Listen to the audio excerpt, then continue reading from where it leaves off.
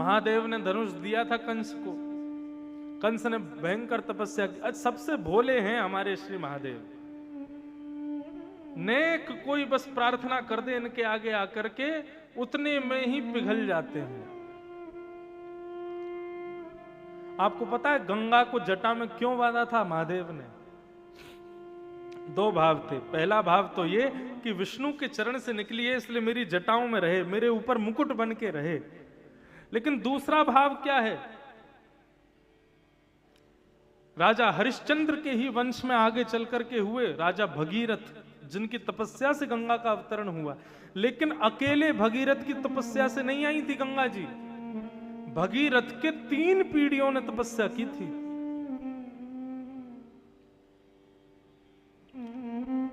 तीन पीढ़ियों ने आकर के तपस्या की। तब जब भगीरथ पहुंचे तपस्या के लिए, तब गंगा जी प्रकट हुई। तो जब गंगा जी जैसे ही जाने लगी, महादेव को पता चला 3 पीढ़ियां निकल गईं और गंगा जी अब जा रही हैं। इतना विलंब, इतना समय लगा रही हैं पृथ्वी पर जाने में। तो क्रोध में आकर के महादेव ने गंगा जी को अपनी जटाओं में बांध लिया था। जैसे ही गंगा निकली हैं ब्रह्मा जी के कमंडल से, भगवान शिव ने अपनी जटाओं को खोल करके उसी में बांध लिया। गंगा जी बोली, महादेव आपने मुझे जटाओं में क्यों बांध लिया? बोले, मैंने इसलिए बांध लिया, कुपुत्रो जायेत क्वचिदपि कुमाता न भवति। पुत्र कुपुत्र हो जाता है, पुरुष कुपुरुष हो जाता है, लेकिन माता कभी कुमाता नहीं होती। और आपने इतनी निर्दयता करी, एक खानदान की 3 पीढ़ियां निकल गई और आप अब जा रही हो। इन पर कृपा आपने पहले क्यों नहीं की? आप इतने विलंब से क्यों जा रही हो? गंगा जी बोली, मुझसे गलती हो गई। मैं असमंजस में बैठी थी कि मैं पृथ्वी पर जाऊंगी, लोग आ करके मुझ में पाप धो देंगे, अपने सारे पाप मुझ में निकाल देंगे, मैं मैली हो जाऊंगी। मैं इसलिए घबरा रही थी जाने में। महादेव ने कहा, यह स्वीकार नहीं किया जाएगा। उसी समय मीटिंग बैठाई और काशी में सारे देवता प्रकट हो गए। भगवान ने सब देवताओं से कहा कि तुम लोगों को भी इसी प्रकार बांध लूं अपनी अपनी जटा में। सब देवता बोले, नहीं भगवान हमको मत बांधना। बोले, सब बताओ कितनी जल्दी कृपा करोगे? शनि भगवान बोले, मुझ पे तो कोई तेल चढ़ा देगा, मैं उसी से खुश हो जाऊंगा। बोले, जाओ खुश।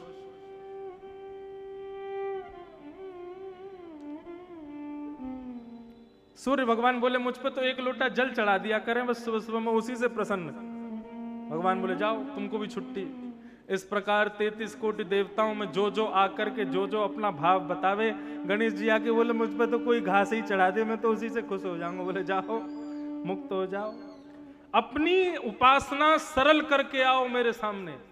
ये उपासनाएं जो इतनी सरल है ना हमारे देवताओं की, ये महादेव की कृपा है, महादेव के भय के कारण है। जब सारे देवताओं ने अपनी उपासनाएं सरल कर दी, तब जटा में बैठी हुई गंगा रुदन करती हुई कहती है, बोले, प्रभु अब मेरी भी सुन लीजिए। बोले, तुम्हारी तो इन सब से भी अधिक सरल होनी चाहिए, बताओ। तब गंगा जी कहती है, गंगे गंगे यो ब्रूयात यो जनानाम सतैरपि मुच्यते सर्व पापेभ्यो विष्णु लोकम सगच्छति। हे नाथ, मुझसे 100 योजन दूर अपने घर के घुसल खाने में बैठ करके साधारण जल से स्नान करते समय भी व्यक्ति यदि हर हर गंगे करके स्नान करेगा तो मुझ में स्नान का फल उसको मिलेगा, और यदि स्नान करते हुए प्राण त्याग देगा तो विष्णु लोकम सगच्छति, उसको विष्णु लोक की प्राप्ति होगी। तब भगवान शिव बोले, हाँ अब ठीक है। तब अपनी जटा खोलते हैं और उसमें से गंगा जी प्रवाहित होते हुए पृथ्वी पर आती।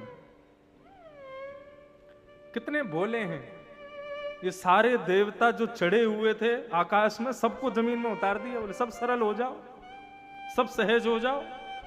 अरे मानवों के पास इतना समय नहीं है कि तुम्हारी उपासनाएं करते रहेंगे। स्वयं को इतना सरल बना दो कि इनकी छोटी सी उपासना से भी तुम प्रसन्न हो जाया करना। और इनमें सर्व अग्रगण्य है हमारे महादेव। जरा सी कोई उपासना कर दे, एक चोर घंटा चुराने आया तो उसको ऊपर चढ़ने का कोई साधन नहीं मिला तो शंकर जी पे ही चढ़ गया। शंकर जी प्रसन्न हो गए, प्रकट हो गए, बोले, वरदान मांग बेटा। बोला मैं तो कोई वरदान नहीं मांगने आया, मैं तो चोर हूं, मैं कोई आपका भक्त नहीं। बोले नहीं नहीं बेटा, लोग धतूरा चढ़ाते हैं, लोग बिल्वपत्र चढ़ाते हैं, पुष्प चढ़ाते हैं, भले आदमी तूने पूरा शरीर ही चढ़ा दिया मुझ पे, वरदान मांग क्या चाहिए। ये तो ऐसे भोलेनाथ हैं, इसीलिए इनको भोले भंडारी कहते हैं, सबसे जल्दी प्रसन्न होने वाले नाथ हैं। और आपको एक बात बताऊं, अत्यंत प्रसन्न कौन रहता है? जो सदैव भीगा रहता है। महादेव भीगे देव हैं, सदा भीगे रहते हैं।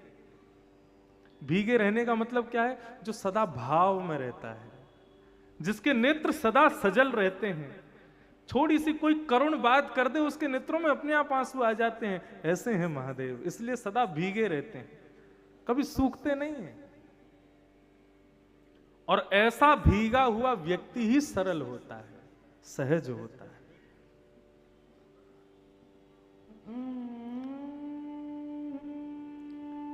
कंस ने जाकर के तपस्या की, भगवान शिव प्रकट हो गए, बोले वरदान मांगो क्या चाहिए।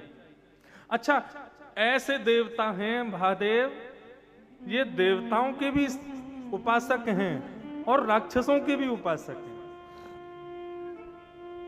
उपास्य हैं। इनको देवता भी पूजते हैं और राक्षस भी पूजते हैं, दोनों के लिए सहज है। कंस ने वरदान मांगा कि ऐसा वरदान दे दो कि मैं नारायण से भी ज्यादा बलवान हो जाऊं, मुझे कोई मार ना सके। भगवान शिव बोले मैं तुम जैसे लोगों को सब बड़े भली भांति जानता हूं, वरदान मांग लेते हो और फिर उल्टा हम पे ही चढ़ते हो। वो एक आया था भस्मासुर, जिस पर हाथ रख दूं वो जल के भस्म हो जाए। जैसे ही वरदान दिया तो सबसे पहले मेरे ऊपर ही लागू करने लगा। बोले सबसे पहले आपको भस्म करूंगा ताकि अन्नपूर्णा मेरी हो जाए। बोले तुम राक्षस विश्वास के पात्र नहीं हो। बोले नहीं नाथ, आप मुझे अमर बना दीजिए, मैं कभी किसी से ना मर सकूं, ऐसी कृपा कर दो। भगवान बोले अब तूने तपस्या की है तो खाली हाथ तो जाएगा नहीं, ले हमारा धनुष लेके जा। इस धनुष को नारायण के सिवा कोई तोड़ नहीं सकता, और जो तोड़ेगा वो तुझे छोड़ नहीं सकता, वो तेरी जान ले लेगा। इसलिए तेरे प्राण हैं इस धनुष में, लेके जा। और लेकर के गया कंस। तो कंस को भी ये जो अमरत्व प्रदान किया ये महादेव ने ही दिया था। आज कंस के चरणों में जब वसुदेव जी ने प्रार्थना की कि मत मारो देवकी को, तब कंस से वसुदेव जी ने प्रार्थना करते हुए कहा कि मैं आपको वचन देता हूं, देवकी से आपको भय नहीं है, देवकी के बालकों से भय है। जितने बालक जन्म लेंगे मैं सब आपको प्रदान कर दूंगा। और कंस ने इस बात को स्वीकार करके कारागृह में देवकी वसुदेव को बंद कर दिया। पहले बालक ने जन्म लिया तो बताते हैं कंस को उसके ऊपर दया आ गई। कंस बोला अरे मेरा भांजा है, इसको मैं नहीं मारूंगा। तो देवताओं को फिर लगा ये सुधर नहीं जाए, तो नारद जी ने जाकर के कहा कि क्यों छोड़ रहे हो इस बालक को। बोले महाराज 8वां बालक मेरा काल है, पहला काल नहीं है। नारद जी बोले देवताओं की बात तुमको समझ नहीं आई, 8वां बालक काल नहीं, उन्होंने कहा पहले से 8वां कोई भी मार देगा तुमको, पहले से 8वें तक किसी के भी द्वारा तुम मारे जा सकते हो। कंस ने जैसे ये बात सुनी बोले अच्छा। वसुदेव जी के गोद से बालक लेकर के पृथ्वी पर पटक दिया, और इस प्रकार 6 बालकों की हत्या कंस ने की। 7वें बालक के रूप में साक्षात शेष स्वरूप शेषनाग के अवतार श्री बलभद्र जी देवकी के गर्भ में आए। जैसे ही बलराम जी देवकी के गर्भ में आए तो भगवान को चिंता हो गई। भगवान ने तुरंत योग माया को बुलाया, और योग माया को बुला करके कहा योग माया कौन है? आपकी पड़ोस में बैठी हैं। कौन? श्री विंध्यवासिनी। योग माया एक प्रकार से इन्हीं को ही कहते हैं योग माया।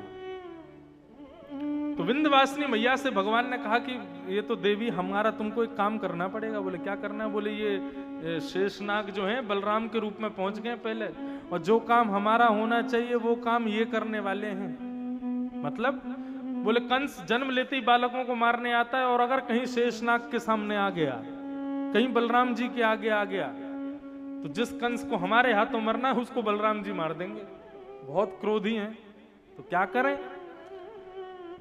बोले आप इनका गर्व बदल दीजिए।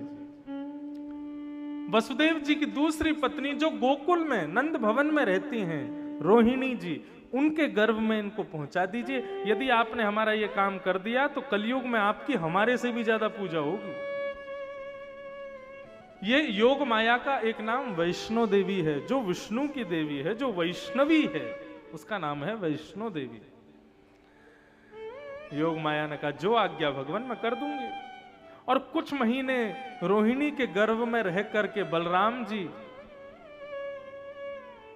देवकी के गर्भ में रह के बलराम जी रोहिणी के गर्भ में चले गए। और कंस को खबर मिली कि 7वां बालक गर्भ में ही खत्म हो गया। कंस ने पूरी मथुरा नगरी को आज्ञा कर दी, बोले कि अब सतर्क हो जाओ, 8वां बालक जन्म लेने वाला है, मेरा शत्रु, मेरा काल जन्म लेने वाला है। सैनिकों की जमात लगा दी कारागृह में। एक क्षण के लिए भी कोई सोए ना, कोई आंखों की पलकें झपके ना, ध्यान रखना कहीं मेरा शत्रु निकल ना जाए। भादों का महीना, अष्टमी तिथि, देवकी के गर्भ में जब से भगवान आए हैं तब से देवकी का रूप इतना सुंदर हो गया है। कहने का अभिप्राय यह है कि हरि जिसके चित्त में आते हैं उसका स्वरूप भले कैसा भी हो, लेकिन देखने वाले को लुभाएगा, देखने वाले को आकर्षित करेगा। देखने वाला एक क्षण के लिए ही सही उस पर टकटकी लगा के देखता रहेगा। ये हरिदासों के स्वरूप में हरि दर्शन होने लगता है।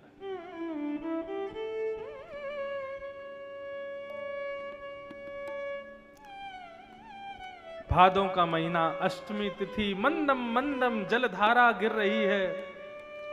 पवन मंदिराचल पर्वत पर चंदन की लकड़ियों से चंदन की सुगंधी को स्वयं में लपेट करके बह रहे हैं। इतने में ही चंद्रमा बिल्कुल मध्य में पहुंचते हैं। काले काले बादलों से जैसे ही चंद्रमा प्रकाश की ओर प्रस्थान करते हैं, अर्धरात्रि का समय होता है। पूरी मथुरा नगरी सोई है, पूरा विश्व सो रहा है। और उस समय पर देवकी के गर्भ से एक अद्भुत तेज पुंज प्रकट होता है।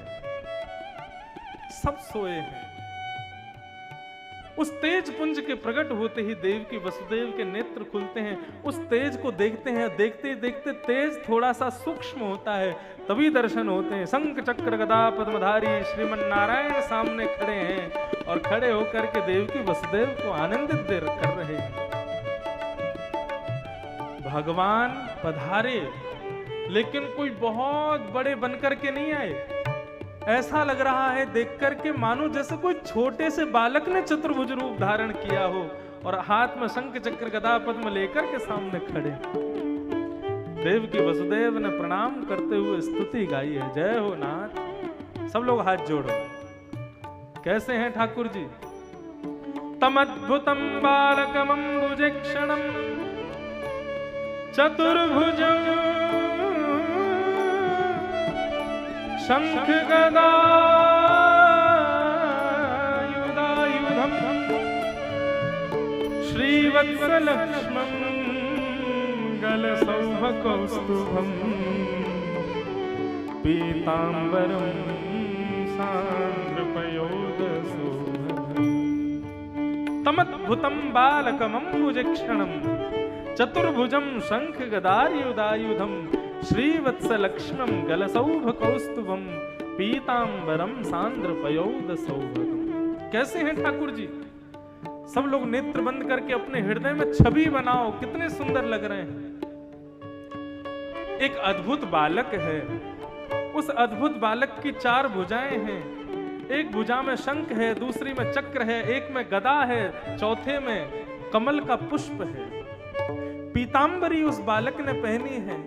गले में खूब सारे स्वर्ण आदि रत्नों की मालाएं हैं। मध्य में श्रीवत्स का चिन्ह है। सिर पर दिव्य मुकुट पहना है। कटाक्ष नेत्र हैं। सांवरा सलोना स्वरूप है, उसमें से दिव्य तेज प्रकट हो रहा है। ऐसे ठाकुर जी ने देवकी के गर्भ से जन्म लिया है। बोल बाल कृष्ण लाल की जय, कृष्ण कन्हैया लाल की जय, जय जय श्री राधे। आहा, ऐसा अद्भुत रूप देख करके वसुदेव देवकी देखते रह गए। देखते ही देखते वसुदेव जी और देवकी ने प्रार्थना की। देवकी ने विशेष प्रार्थना की, हे नाथ, आपकी बड़ी कृपा कि आप मेरे गर्भ से पुत्र बनकर के प्रकट हुए, लेकिन बालक इस प्रकार जन्म नहीं लेता। वस्त्र पहन करके, आयुधों के साथ में, गले में मालाएं, मुकुट आदि पहन के बालक ऐसे जन्म नहीं लेता। मैंने जन्म तो दिया आपको, लेकिन मुझे बिल्कुल अनुभव नहीं हो रहा कि मेरे गर्भ से बालक हुआ है। आप परमात्मा दिख रहे हो नाथ, कृपा करके बालक हो जाओ। की जय शिशु लीला अति प्रिय शीला, छोटे बालक बन जाओ ना। भगवान कहने लगे, मैया हम ये शंख चक्र आदि इसलिए हाथ में लेकर के आए हैं, महाराज कंस, मामा कंस जन्म लेते ही मार देता है बच्चों को, इसलिए हमने तो सोचा मामा कंस आएगा तो यहीं पर दो दो हाथ करके उसको नष्ट कर देंगे, उसके बाद अपने धाम चले जाएंगे। लेकिन आप चाहती हो कि हम छोटे बालक बन जाएं, तो छोटे बालक यदि हम बन गए तो फिर पुनः नारायण बनने के लिए तो हमको पूरी लीला करनी पड़ेगी। देव की बोली, भक्तों के लिए इतना उपकार तो आप कर ही सकते हैं। तो भगवान बोले, तो फिर अब सुनो, हम अभी बालक बनते हैं आपकी आज्ञा से, लेकिन अभी इसी वक्त हमको ले जाकर के गोकुल में यशोदा मैया के पास छोड़ के आना। सब सोए हैं इस समय मथुरा में, गोकुल में, पूरे विश्व में कोई नहीं जागा हुआ, केवल आप दो जगे हुए हैं। हमको ले जाकर के यशोदा मैया के बगल में सुला देना। यशोदा मैया ने एक बालिका को जन्म लिया है, वो साधारण बालिका नहीं है, योग माया है, उसको लेकर के यहां आ जाना। और महाराज कंस जैसे ही उठे तो उनकी गोद में उस बालिका को दे देना। और फिर 11 वर्ष 56 दिन हम ब्रजमंडल में लीला करेंगे, माखन मिश्री खाएंगे, गोपियों के संग रास विहार करेंगे, ब्रजवासियों का प्रेम आनंद सुख प्राप्त करके 11 वर्ष बाद फिर थोड़े बढ़िया बड़े बनकर के आएंगे, और तब कंस को वध करके आप लोगों को मुक्त करेंगे, तब आपको प्राप्त होंगे। बताओ स्वीकार है कि नहीं? 2 ऑप्शन हैं, या तो हम ऐसे ही रहें और अभी कंस को मार दें, और या फिर हम बालक बन के अभी चले जाएं, फिर 11 वर्ष बाद आएंगे, आकर के फिर आगे की लीला आपके साथ करेंगे। तब देवकी ने प्रणाम करते हुए कहा कि आप अभी यदि कंस को मार के चले गए तो ये क्षण भर का सुख जीवन भर कष्ट देगा, इसलिए आप तो कृपा करो, पूरी लीला करो। भले हमसे दूर रहोगे, आपकी याद तो कम से कम आएगी, आपका नित्य स्मरण तो, आपकी नित्य लीला का श्रवण तो करेंगे, उसी से सुख मिलेगा भगवान। तब भगवान बोले, तो फिर हमको अभी इसी वक्त लेके जाओ। इतने में ही भगवान छोटे से बन गए, बालक बन गए। वसुदेव जी बोले, हाथों में हथकड़ियां, पैरों में बेड़ियां, इतने सारे दरबान लगे हैं, इतने सारे सैनिक लगे हैं, कैसे लेके जाएं आपको? भगवान बोले, भैया मेरे आश्रय में जैसे ही आओगे, मेरी शरण में जैसे ही आओगे, संसार के जितने भी बंधन हैं उनको तुमको छोड़ना नहीं पड़ेगा, वो तुमको छोड़ देंगे। इसलिए भगवत आश्रित जब कोई होता है तो उसको परिवार नहीं छोड़ना पड़ता, परिवार वाले ही छोड़ देते उसको, बोले ये छोड़ दो, हमारे किसी काम का नहीं है। श्री हरिराम व्यास जी जब महादेव की आज्ञा पाकर के वृंदावन गए तो वृंदावन में विचरण करने लगे। अब हरिराम व्यास जी इतने विद्वान थे कि उनसे ही ओरछा में हरिराम व्यास जी का घर चलता था। ओरछा निवासियों को जब पता चला कि हरिराम व्यास जी वृंदावन रहने लगे तो हरिराम व्यास जी को देखने के लिए वे सब लोग वृंदावन गए। वापस ले जाने के लिए जब गए तो हरिराम व्यास जी अपने मुख पर काली पोत करके, काजल पोत करके घूमने लगे, कहीं मेरे घर वाले मुझे पहचान ना जाए। लेकिन घर वाले फिर भी पहचान गए। तो हरिराम व्यास जी बोले, ये लोग मुझे कब छोड़ेंगे? ये तब छोड़ेंगे जब मैं इनको दिखा दूं कि मैं इनके किसी लायक नहीं हूं, ये तब मुझे छोड़ेंगे।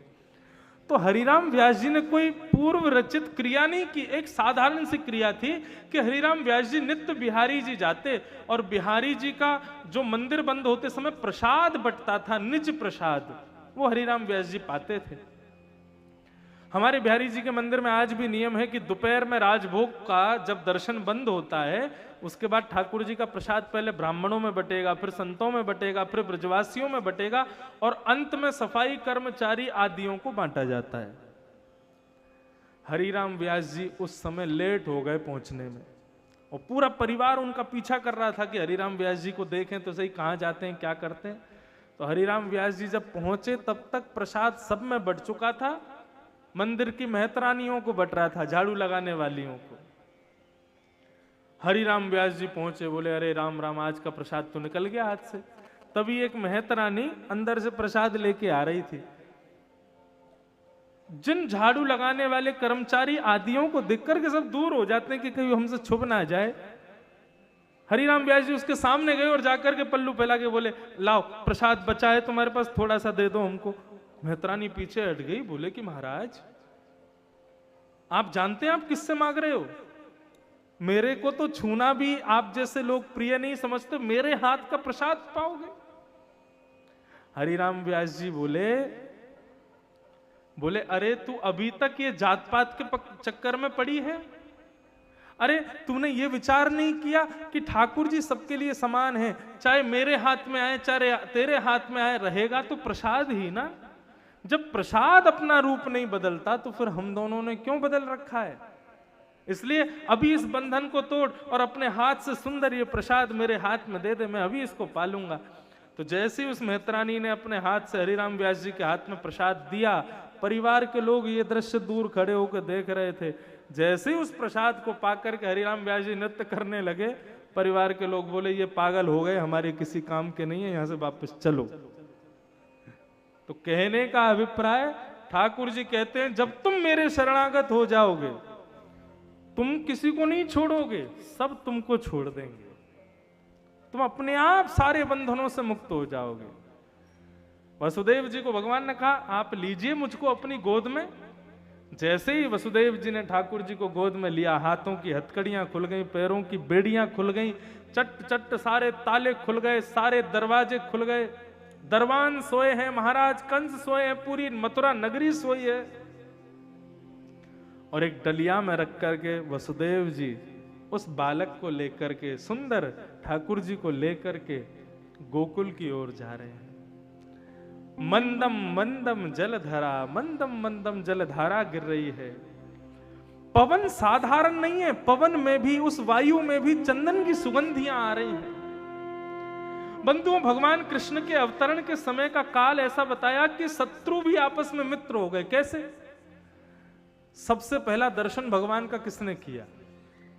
जैसे ही ठाकुर जी निकले हैं, सबसे पहला दर्शन चंद्रमा ने किया है। इसीलिए कृष्ण चंद्र भगवान, कृष्ण चंद्र महाराज, चंद्रमा ने सबसे पहला दर्शन किया। भगवान के आगमन की, भगवान के अवतरण की बात जैसे ही जंगलों में पहुंची, सब जंगल के जीव जंतुओं ने सोचा कि भगवान गोकुल पहुंच गए तो हमको शहर में तो कोई घुसने नहीं देगा, गांव में तो कोई घुसने नहीं देगा, अभी मार्ग में है गोकुल के, अभी दर्शन कर लो। तो महाराज जितने भी वंचर जीव हैं सब दौड़ रहे हैं ठाकुर जी का दर्शन करने। शेर दौड़ता हुआ आ रहा है कि अपने हमारे ठाकुर जी हुए, जगत नियंता जगदीश हुए हैं, इनका दर्शन कर लूं। शेर दौड़ता हुआ जा रहा है वसुदेव जी की ओर, इतने में ही पीछे से हिरण दौड़ता हुआ आता है, आकर के एक लात मारता है शेर में, बोले पीछे हट, तुझसे पहले मैं दर्शन करूंगा। शेर कहता है अरे भाई इतनी तेज क्यों दौड़ रहा है, इतनी जोर से लात क्यों मार रहा है? बोले अरे आज हमारे नाथ का जन्म हुआ है। तो बोले ठीक है, आज हम दोनों मित्र हैं, दोनों संग में दर्शन करेंगे। संग में जाकर के दोनों दर्शन करते हैं। सर्प रेंगते हुए आ रहे हैं नाथ का दर्शन करने के लिए, और उन रेंगते हुए सर्पों के फण के ऊपर कौन बैठा है? बोले चूहा बैठा है। बोले थोड़ा और ऊपर उठ, दर्शन करा मुझे। नाथ ऊपर बैठे डलिया में, थोड़ा समीप जाके दर्शन करा। इस प्रकार सब प्रेम में भर गए हैं। क्यों? क्योंकि प्रेम, प्रेमावतार ठाकुर जी का अवतरण हुआ है। और तो और यमुना जी में सुनामी आ रही है, ये ऊंची ऊंची लहरें उठ रही हैं यमुना जी में। किसी ने पूछा क्यों? बोले यमुना सारी नदियों के सामने गुमान करती हैं कि अरे तुमको पता है मेरे पति कौन है? और कौन है? बोले जगदीश्वर, जगन्नाथ मेरे पति। तो सारी नदियां कहती हैं चल झूठ बोलती है, वो तेरे पति नहीं है। बोले यदि तुमको विश्वास नहीं हो रहा तो ठीक है, भादों के महीने में अष्टमी तिथि को जब रात्रि के 12 बजेंगे, जब रात्रि मध्यकाल में बिल्कुल चंद्रमा ऊपर होंगे, तब सब आ जाना, सबको दर्शन कराऊंगी। तो आज भारत विश्व की जितनी नदियां हैं सब यमुना जी में पहुंची हैं। किनका दर्शन करने? बोले हमारे जगदीश्वर आ रहे हैं, हमारे श्याम सुंदर आ रहे हैं, उनका दर्शन करने, इसलिए यमुना जी में सुनामी आ रही है। आकाश मार्ग में ब्रह्मा, शिव, इंद्र, वरुण, सूर्य, चंद्र सब खड़े होकर के भगवान की स्तुति गा रहे हैं। सत्यव्रतम सत्य परम त्रिसत्यम सत्यस्य योनिम निहितम च सत्ये सत्यस्य सत्यमृत सत्य नेत्रम सत्यात्मकम त्वाम शरणं प्रपन्नाः। ये देवताओं की स्तुति है। गिनती करना इसमें कितनी बार सत्य आया? सत्यव्रतम सत्य परम त्रिसत्यम सत्यश्च योनिम निहितम च सत्य सत्यस्य सत्य मृत सत्य नेत्रम सत्यात्मकम त्वाम शरणं प्रपन्ना। कितनी बार सत्य आया? कितनी बार? 9 बार। 9 बार सत्य कहा देवताओं ने भगवान को। क्यों? बाकी सब केवल एक सत्य हैं, लेकिन आज कौन जन्मे हैं ब्रज में? बोले जो अनंत सत्य हैं। और 9 बार सत्य क्यों कहा? क्योंकि 9 परिपूर्ण अंक है, 9 से बड़ा अंक नहीं होता। 9 के बाद तो फिर अंकों को शून्य का सहारा लेना पड़ता है, अन्य अंकों को अपने आगे लगाना पड़ता है, तब वो बड़े होते हैं। नहीं तो सर्वश्रेष्ठ परिपूर्ण अंक कौन सा है? 9। 9 का पहाड़ा, 9 दूनी 18, 8 1 18 हुए ना, तो 1 + 8 9, 9 तिया 27, 7 + 2 9। 9 के पहाड़े में जितने अंक आते हैं सबका = क्या आएगा? 9। इसलिए देवताओं ने 9 बार सत्य कह करके कहा कि आप ही परम सत्य हैं नाथ, हम आपको वंदन करते हैं, हम आपको शरणागत, आपको प्रणाम करते हैं।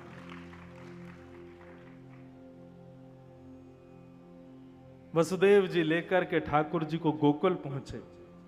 गोकुल में नंदरानी यशोदा सोई हैं, सारी सहचरियां सोई हैं, सारी दास दासियां सोई हैं, और नंदरानी यशोदा के बगल में एक नन्ही सी बालिका सोई है। वसुदेव जी गए और जाकर के अपने नन्हे से गोपाल जी को वहां सुला करके उस बालिका को डलिया में ला करके लौट करके आए, और आकर के मथुरा में जैसे ही पहुंचे हथकड़ियां लग गई, बेड़ियां लग गई, सारे ताले लग गए, दरबान उठ गए और कंस भी उठ गया, सब उठ गए, और बालिका जोर जोर से रोने लगी। यही भेद है। भगवान की शरण ग्रहण करोगे सारे बंधन सो जाएंगे और आपको छोड़ देंगे, और जैसे माया के आश्रय में जाओगे तो माया के आश्रय में आते सब जग जाएंगे और सारे बंधन भी लग जाएंगे। फिर से बंदी बन गए वसुदेव जी।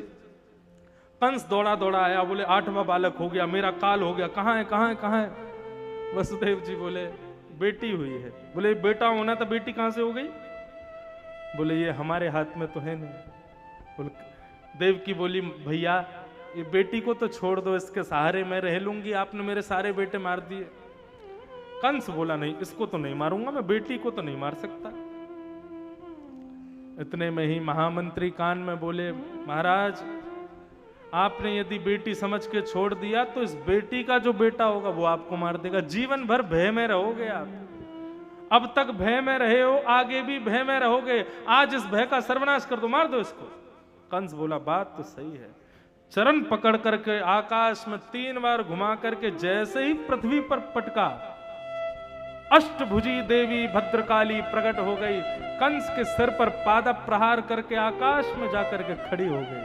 बोलो विंध्यवासिनी मैया की जय।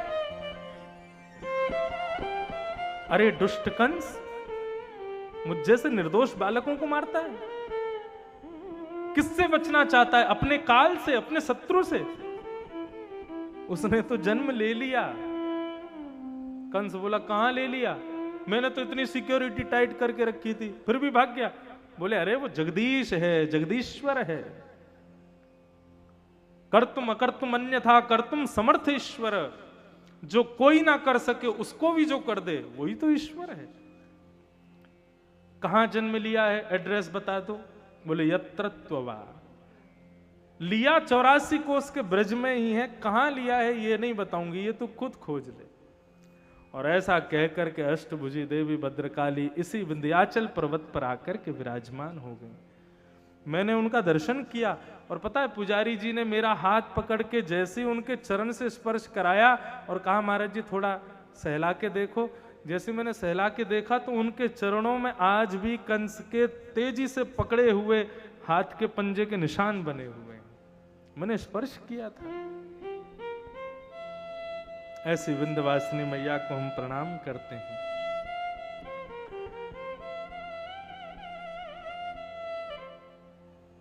कंस ने देवकी वसुदेव के चरणों में प्रणाम किया। बोले मुझे क्षमा कर दो, आप तो देवी को जन्म दे रही हो, मैंने आपको कारागृह में डाला। मेरे शत्रु ने तो जन्म कहीं और ले लिया, देवताओं ने मुझे पागल बना दिया। देवकी वसुदेव बोले अब इसको क्या बताएं कहां जन्म हुआ है। कंस ने राक्षसों की मीटिंग बुलाई कि मेरे शत्रु को खोजो। अब यहां कंस को करने दो मीटिंग, हम लोग चलते हैं सीधा गोकुल। और भैया अब बनारसियों सुन लो, अब हमारी ब्रजभाषा चलेगी, अब उसको समझना। नंद बाबा और नंद रानी 80 बरस के है गए, लेकिन अभी तक लाला नाय भयो। लेकिन अब सबन को लगवे लगो कि अब के लाला होएगो। समझ में आ रही है? हाँ। बनारस की भाषा भी कुछ ऐसी है, थोड़ी थोड़ी।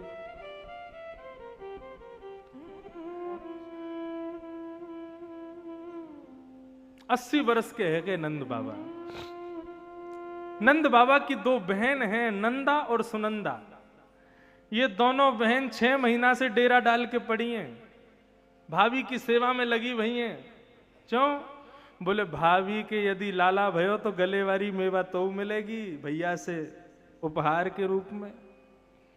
नंदा सुनंदा रोज जामे जाकर के नंदरानी की सब सेवा करें, सब पूछें, कोई जरूरत होवे बाकी पूर्ति करें। आज नंदा सुनंदा ने देखी, बोले कि सूर्य निकल के आ गए हो, इतनी भोर है गई लेकिन अभी तक नंदरानी उठी नहीं। नंद भवन में जाकर के जैसे ही देखो तो कहा पायो कि नंद रानी यशोदा सोई हैं, सारी दास दासियां सोई हैं, सारी सहचरियां सोई हैं, और नंद रानी के बगल में नन्हो सो एक बालक सोयो है, गले तक चदरिया ओढ़ करके सो रहे हो है। ये ना पतो कि लाला है कि लाली। नंदा सुनंदा पहुंच गई, जाकर के जैसे ही ठाकुर जी का मुखमंडल देखा, मुखमंडल देख करके ही मोहित हो गई। अरे सुनंदा देख तो सही, कैसो नीलमणि जैसो बालक है। बोले जल्दी चदरिया हटा, ये देख लाला है कि लाली। अरे बोले कोई हो, हमारे भैया 80 बरस के है गए, अब तो एक संतान होनी चाहिए। तभी सुनंदा बोली अरे तू ना जाने, लाली है वे तो कोई दिक्कत ना है, लेकिन लाला है जाएगो तो फिर हमारे नंद बाबा 9 लाख गैयान की सेवा करें। लाला होएगो तो नंद बाबा को हाथ बटाएगो।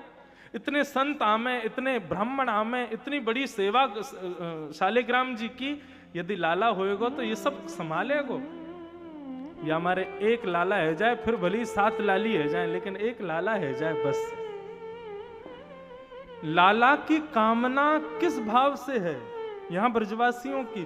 तो लिखा है विष्णु आराधनार्थाय।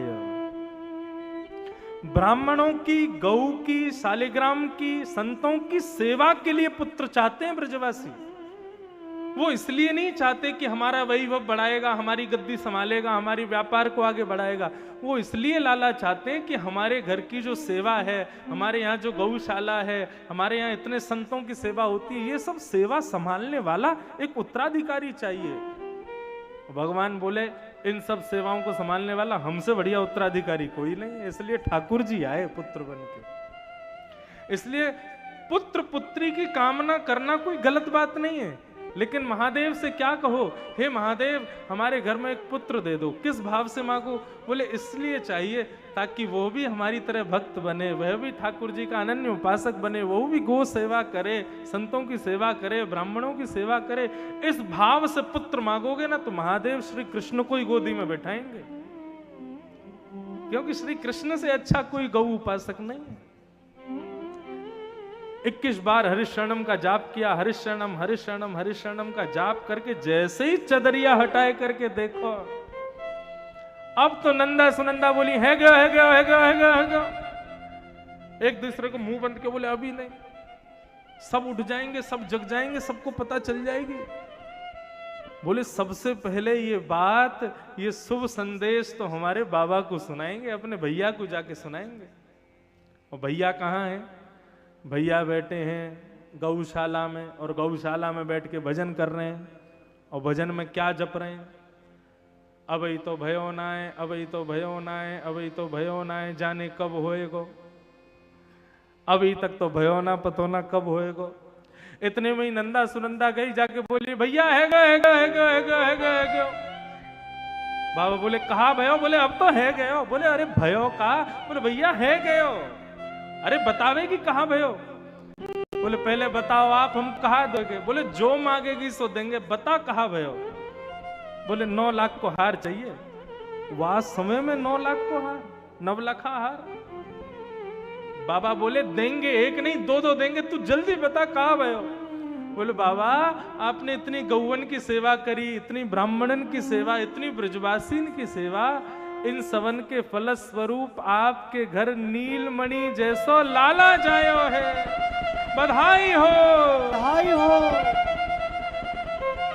80 साल के बाबा ने जैसे सुनी मेरे घर लाला भयो है, 80 साल के बाबा 16 वर्ष के है गए,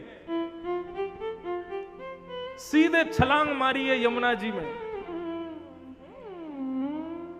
और यमुना जी में जाके स्नान कियो, पीलो चंदन लगायो, पीलो कुर्ता पहनो, पीलो पटका बांधो, पीली पगड़ी बांधी, मूछन में इत्र लगा के पीले पीले चंदन लगा करके लियो रे छोरा दर्पण। दर्पण में देख रहे हैं कैसो लग रहा हूं? बोले बाबा दुल्हा से लग रहे हो बिल्कुल। अब तो महाराज पूरे ब्रजमंडल में हवा की तरह बात फैल गई कि नंद के घर लाला भयो है। अब तो जो सुन रहे हो है वही नाच रहे हो है। कोई भोजन कर रहा हो, भोजन करते करते पता चला अरे तू भोजन कर रहे हो तो पता कहाँ भयो? नंद के घर लाला भयो। तो भोजन करते करते ही नाच रहे हो है। कोई अपना श्रृंगार कर रहे हो, जैसे ही पता चले नंद घर लाला भयो तो आधे श्रृंगार में ही भाग रहे हैं, नाच रहे हैं, एक दूसरे को बधाई दे रहे हैं। ऐसे पूरे ब्रजमंडल में उत्सव मन रहे हो है। नंद भवन के बाहर भीड़ लगी है और सब ब्रजवासी हिल मिल कर गा रहे हैं। आप सब लोग भी गाओ। किस भाव से गाओ? विश्वनाथ और सारे आज वाराणसी वासी आज सब ब्रजवासी हो गए हैं, इस भाव से गाओ। हो ब्रज में है रही जय जयकार, नंद घर लाला जायो है। ब्रज में है रही जय जयकार, नंद घर लाला जायो है। हाँ ब्रज में है रही जय जयकार, नंद घर लाला जायो है। ब्रज में है रही जय जयकार, नंद घर लाला जायो है। देखो काशी वालों से अच्छे तो हमारे विश्वनाथ हैं। कम से कम ब्रज वृंदावन में जाके गोपियों के संग रास विहार तो करते हैं। अरे लाला प्रकट भयो, अब भी शर्म कर रहे हो? अरे अब तो शर्म लाज सब छोड़ के प्रेम से नृत्य करो। बधाई हो बधाई हो। ब्रज में है रही जय जयकार, नंद घर लाला जायो है। ब्रज में है रही जय जयकार, नंद घर लाला जायो है। लाला जायो है, नंद रानी ने लाला जायो है। हाँ लाला जायो है, नंद रानी ने लाला जायो है।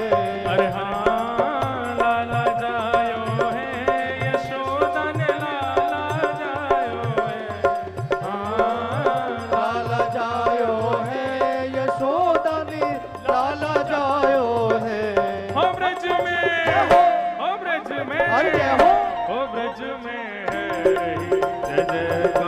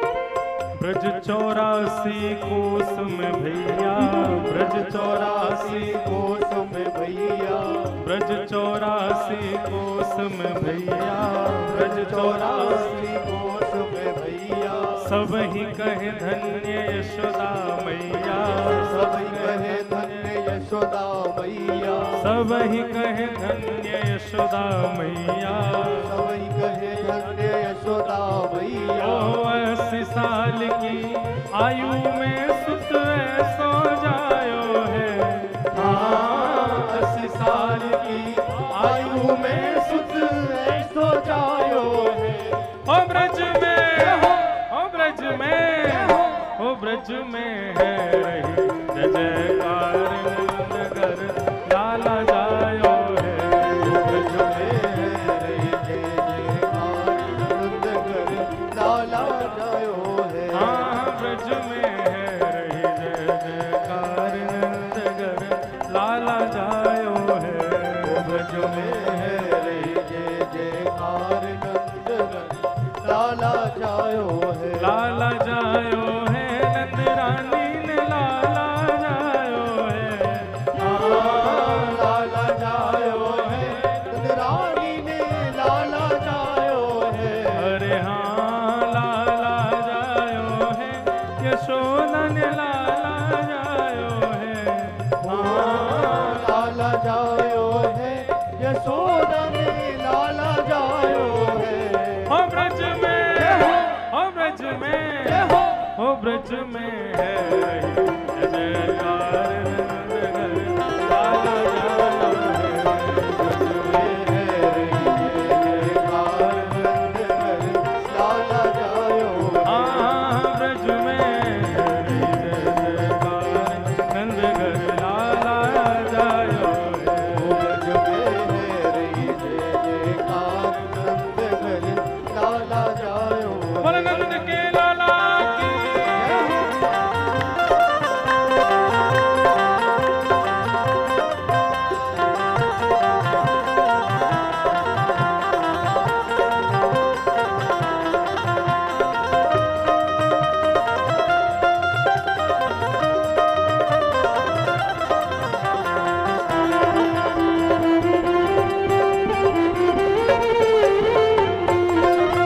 बधाई हो, बधाई हो।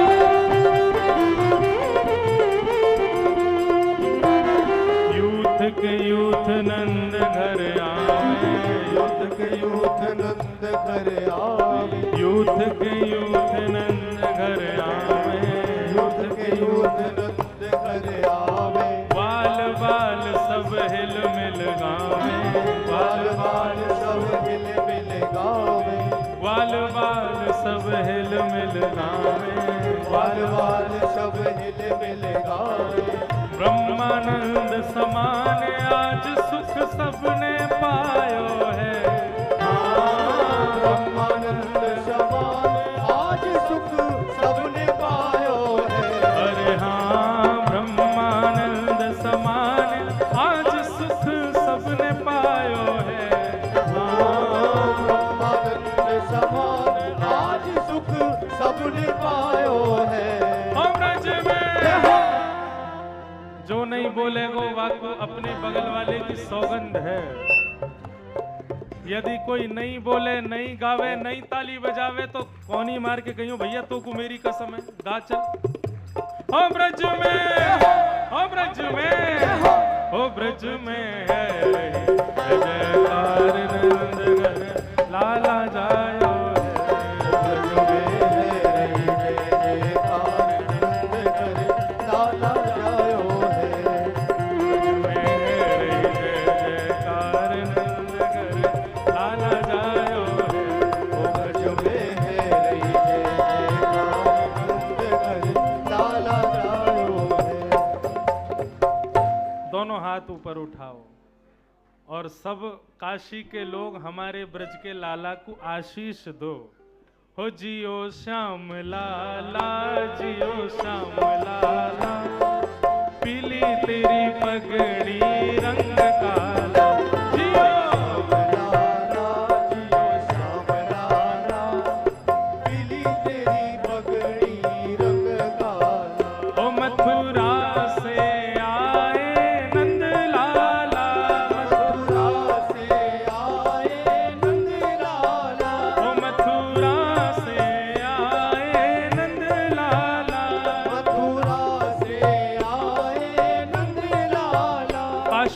गोपियों से पड़ गया पाला। काशी की गोपियों से पड़ गया पाला। ओ ब्रज की गोपियों से पड़ गया पाला।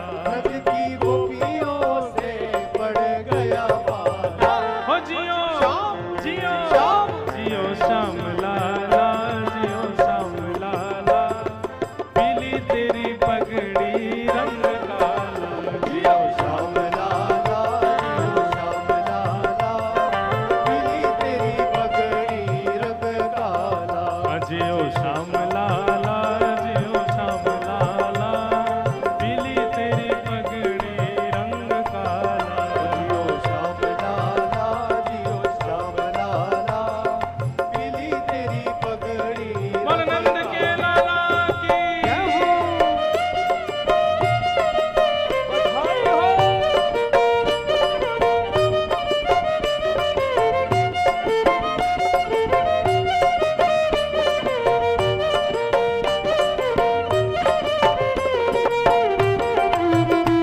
नंद के लाला की जय हो।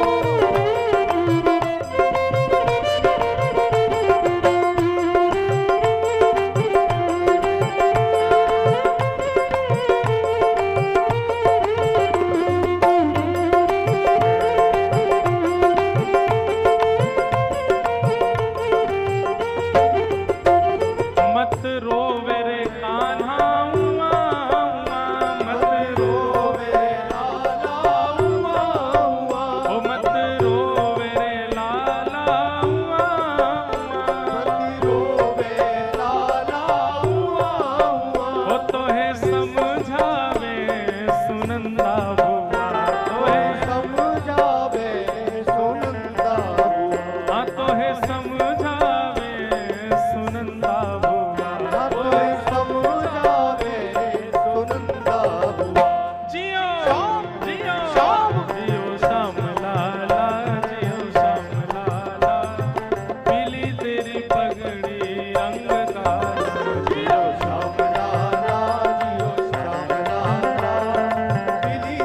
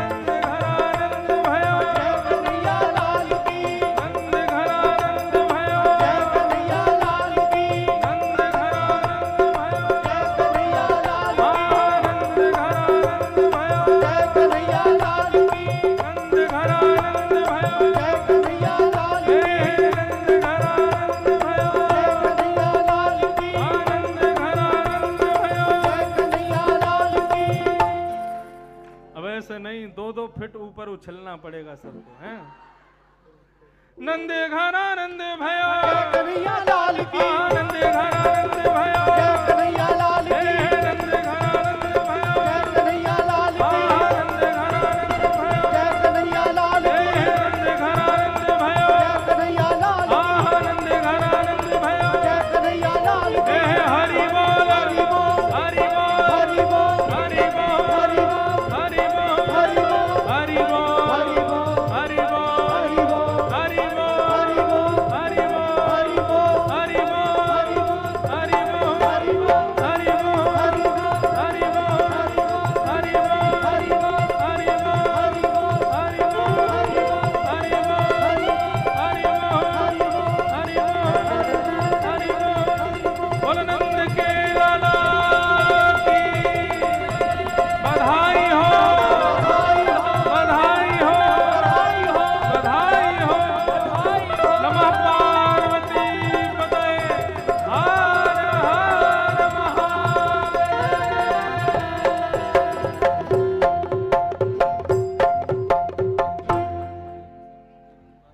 आज नंदोत्सव की आप समस्त काशी वासियों को बहुत बहुत बधाई हो। बधाई और कृष्ण जन्मोत्सव का शेष भाग हम लोग कल 2 बजे से सुनेंगे। नंदोत्सव की बधाई हमारे अग्रवाल परिवार की ओर से आप सब लोगों को मुख्य द्वार पर प्राप्त होगी, सब लोग लेकर के जाइएगा। बंधुओं, अब 3 दिन की कथा शेष है। कल परसों और उसके अगले दिन 10वें स्कंद के भाव से हम लोग कथा श्रवण करेंगे। 2 बजे सब लोग कल उपस्थित रहें। 6 बजे तक कथा क्रम रहेगा। पुनः पुनः आप समस्त वैष्णवों को नंदोत्सव की बधाई हो बधाई हो, बधाई हो बधाई हो, बधाई हो बधाई हो। सबको बहुत बहुत बधाई। अब बालकृष्ण प्रभु की आरती का गान करेंगे और उसके बाद सब लोग यहाँ से प्रस्थान करेंगे।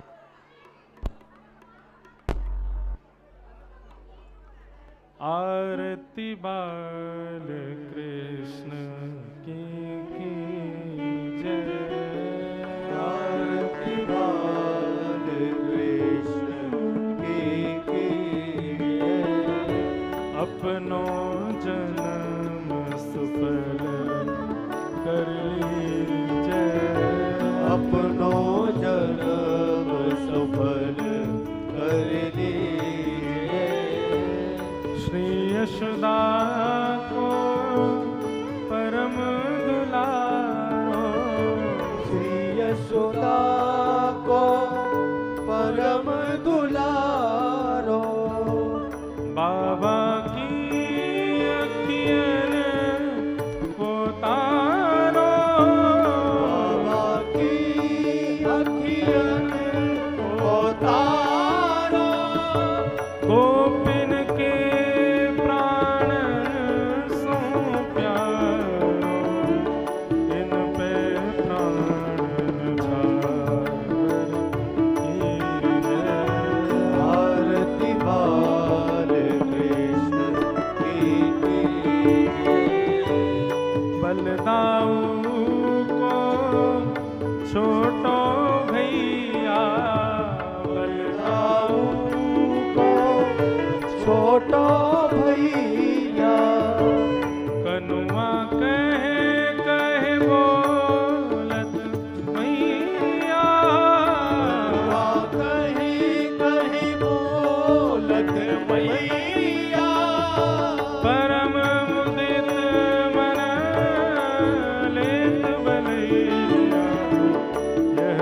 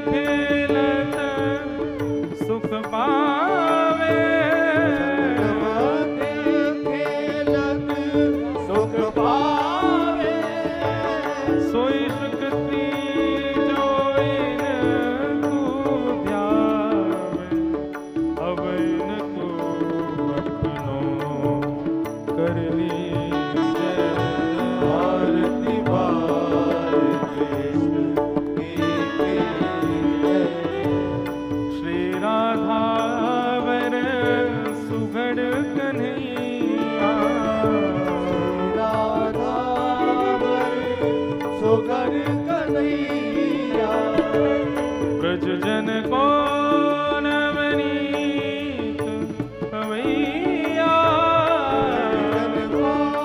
नवनीत भवैया देखत ही मन लेत छुरैया कह छवि नैनन में भर लीजै आरती बार कृष्ण की अपनो जन्म सफल कर लीजै आरती बार आरती बार आरती बार कृष्ण की जय। ओम जलेन शीतलीकरणं पुष्पै देवाभिवन्दनम् आरोग्यार्थे आत्माभिवन्दनं मन्त्रपुष्पाञ्जलिं हरिः ओम जगनेन जगन्मय जन्त देवास्ता